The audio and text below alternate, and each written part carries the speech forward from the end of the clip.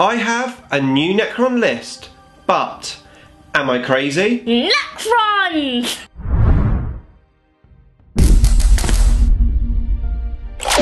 Nick speaking, and welcome to this video. Right, in today's Necron video, I'm going to talk about my brand new Necron list and ask the question, am I crazy? Before that though, if you would like to keep up to date with the wonders of Warhammer 40k, not miss a Necron upload, then please give me a sub and hit the bell button so you don't miss a video. Okay, so a little while ago on the channel I built and reviewed these. These are the TT Combat Cyber Guns, and these make perfect stand-ins for Necron Sentry Pylons. And it was this cyber gun that inspired me with my new list. Now today I'm going to share that list and the journey of me making that list, because I did have a few obstacles on the way. Okay, so after making the TT Combat review video on these little pylons, which I'll link you up to that video there if you haven't seen it already, I got a little bit inspired. I got thinking about Necrons and how they would come to a planet to invade it. Now I know that Necrons can phase in and out, so some of the units could phase onto the planet from above. However, I was wondering what unit would Necrons put down onto the planet first. I was thinking, how about Sentry Pylons? Now they're obviously called Sentry Pylons for a reason, so I had this little vision. The Necron ships above a planet they are just about to invade.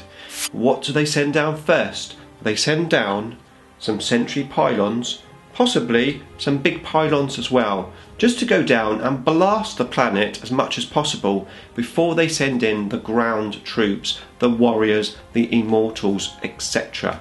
So I thought, how about making that army list, a list of just Sentry Pylons. Necrons! Now bearing in mind this is just a fun list, it's not for a tournament and it's only for home play. I probably will only play it a few times, and after that the Sentry Pylons that I buy will probably just become terrain.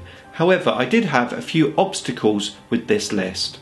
Okay, so when I shared my review video of a TT Combat Cyber Gun, I got a few negative comments regarding using these as proxies for Sentry Pylons.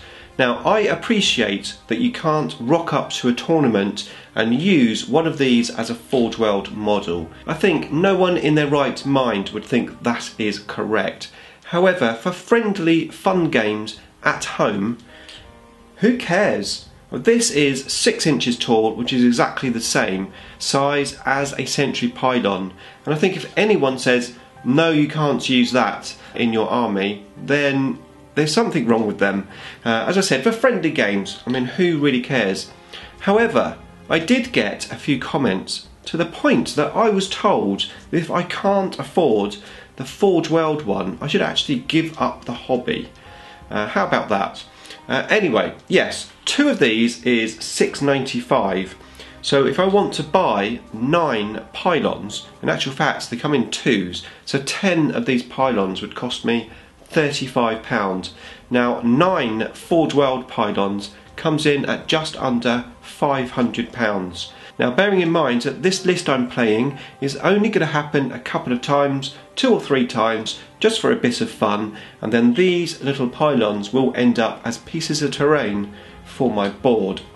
Okay, so I have my vision of a Sentry Pylon, a pylon army list. I can take 9 Sentry Pylons using the beta rules. That's 3 units of 3. Now when they deploy, even though they are 1 unit of 3, they become separate units. So I'm going to have 9 units on the table. Now I worked that out to be around 1500 points. So I knew I would have room to put in a big Gauze pylon as well. Now I already have a Gauze pylon from Forge World, so I have that model ready to go. However, I also have a bigger TT Combat pylon, which would make a great proxy for the Forge World one, and again it is a lot cheaper.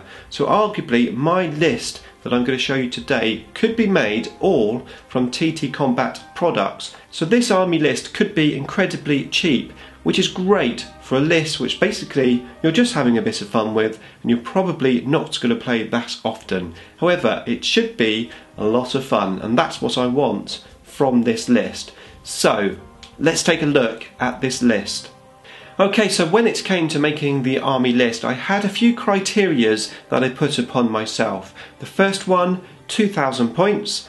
The second one, battle forged. And the third one, using the new beta rules.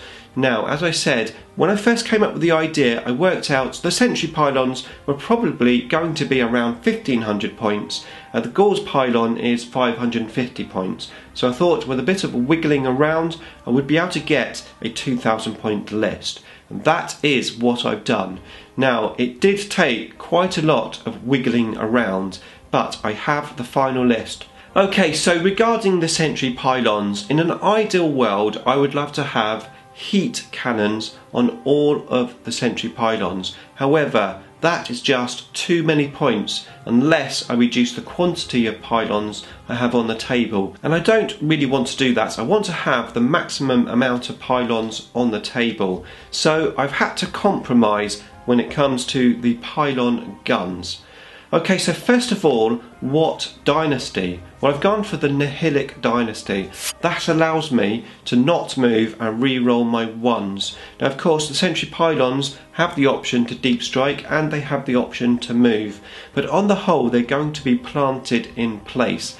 And that allows me to re-roll the ones to hit. Pretty useful, especially considering it's going to be a shooty army. Now, pylons, of course, are heavy support, so I've gone for a spearhead detachment, and that means I need a HQ. So the HQ that I've taken is a Necron Lord. I've gone for as cheap as possible, however at the end I had a few extra points left over, so we ended up with a Void Blade because that's how the points worked out. But I did give him Phylactery. Now I'm thinking of giving him the Warlord trait Enduring Will, just to help him survive, and then also give him the artifact, the Veil of Darkness. That means if he does get into trouble, he has the option to teleport away out of trouble, potentially grab an objective or line breaker at the end of the game. And then we move on to the sentry pylons. So 3 units of 3. The first unit has the Death Ray.